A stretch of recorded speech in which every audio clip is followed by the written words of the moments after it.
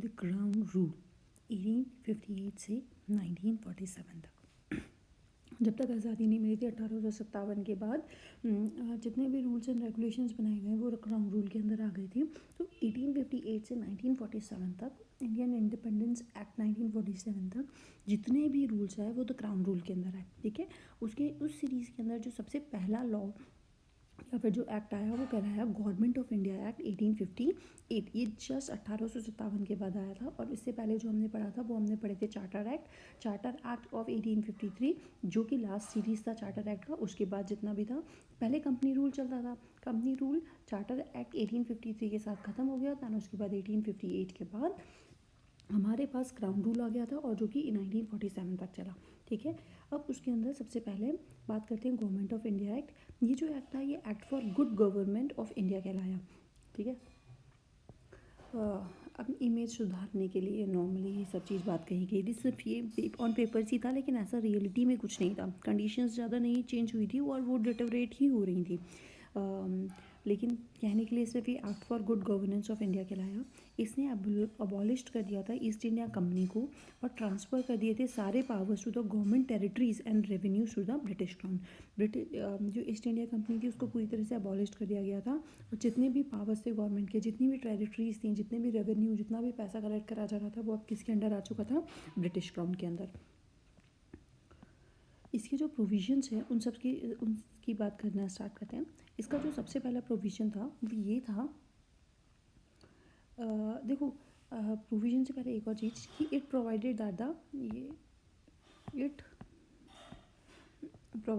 India henceforth has to be governed by and in the name of her majesty। Her majesty जो भी था, his majesty, मतलब जो crown rule था उसके अंदर गवर्न करी जाएगी। ठीक है, जो सुप्रीम अथॉरिटी किसी भी चीज़ के ऊपर, जो सबसे हेड सुप्रीम अथॉरिटी वो कौन थी? हर मैजेस्टी, यानी जो क्राउन रूल था, जो प्रिंसेस, जो वहाँ का किंग या फिर क्वीन थी, that is the most important मतलब सुपीरियर हेड, वही हेड था और उन्हीं के अंडर ये सारी चीज़ें रूल करी जानी थी, ऐसा एक्ट कहता था। अब इसके अंदर सबसे पहले एक बात करते हैं। देखो, it change the designation of governor general of India to the viceroy of India. He was the direct representative of British crown in India. इसने जो गवर्नर जनरल ऑफ इंडिया बनाया गया था, देखो इसके अंदर एक और चीज़, सबसे पहले गवर्नर जनरल था। ठीक है, उसको चेंज करके करा गवर्नर जनरल ऑफ इंडिया, और उसको चेंज करके कर दिया गया था वाइसराय ऑफ इंडिया। इसके अंदर ये रेगुलेटिंग एक्ट में आया था 1773 के अंदर। इसके अंदर हमारे पास सबसे पहले जो थे वो कौन से थे? Lord Warren Hasting. मैं कलर चेंज कर लेती हूँ, पिंक ले लेती हूँ। Lord Warren Hasting. ठीक है, यहाँ पर गवर्नर जनरल ऑफ इंडिया जो बनाए गए थे वो बनाए गए थे लॉर्ड विलियम बेंटेक। और यहाँ पे वाइसराय जो बनाए गए थे वो बनाए गए थे लॉर्ड कैनिंग। ठीक है, तो ये चीज़ याद रखना। इस वाले एक्ट के अंदर जो गवर्नर जनरल ऑफ इंडिया था उसको चेंज करके बना दिया था वाइसराय ऑफ इंडिया, और वो हमारे पास सबसे पहले कौन थे? Lord Canning. ठीक है, तो ये चीज़ हो चुकी है।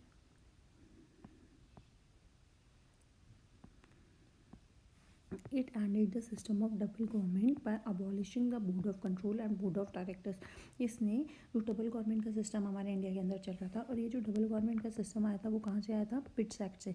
अगर याद होगा तो ये जो पिट्स एक्ट आया था वो आया था 1784 के अंदर। 1784 के अंदर पिट्स एक्ट आया था। उसने दो कमर्शियल बॉडीज़, मतलब दो कमर्शियल बॉडी और पॉलिटिकल फंक्शंस को अलग अलग किया था। तो यहाँ पर पिट्स act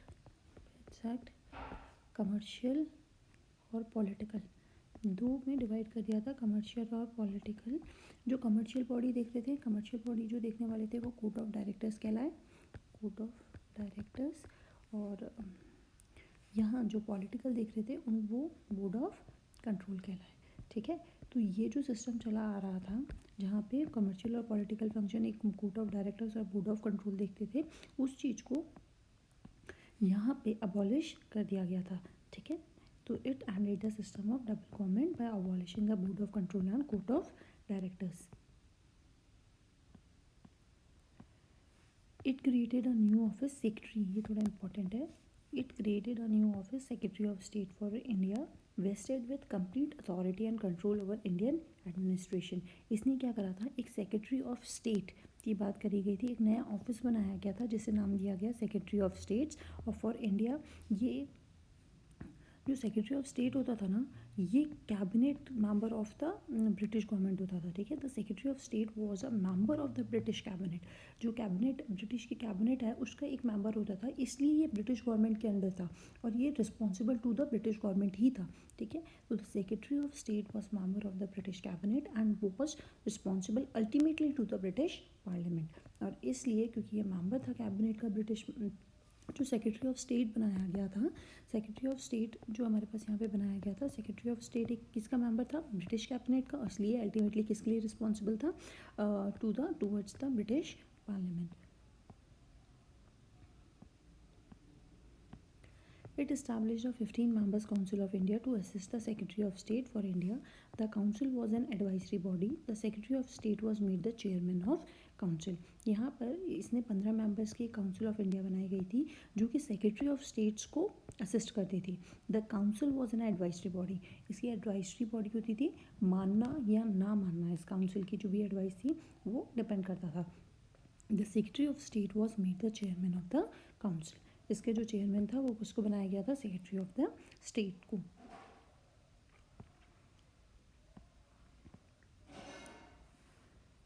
It constituted the Secretary of State and Council as a body corporate capable of suing and being sued in India and in England.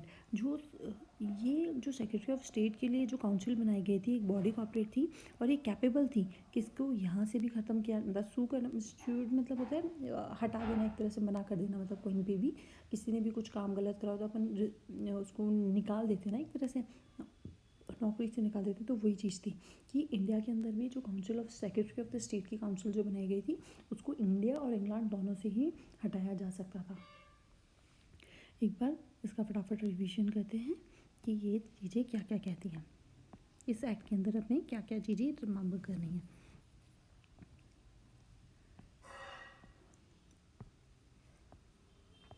Government of India act 1858. Good governance act कहलाया क्योंकि ये इसके बाद आया था, 1857 के revolt के बाद आया था. यहाँ पर जो गवर्नर जनरल ऑफ इंडिया था उनको वाइसराय ऑफ इंडिया कर दिया गया था, जो कि लॉर्ड कैनिंग थे हमारे पास. वाइसराय ऑफ इंडिया कर दिया गया था. यहाँ पर जो डबल गवर्नमेंट का सिस्टम चल रहा था, कोर्ट ऑफ डायरेक्टर्स और बोर्ड ऑफ कंट्रोल, उसको एंड कर दिया गया था. इसके अंदर सेक्रेटरी ऑफ स्टेट बनाया गया था. सेक्रेटरी ऑफ स्टेट बनाया गया था, उसको असिस्ट करने के लिए 15 मेंबर की एक कमेटी या काउंसिल बनाई गई थी.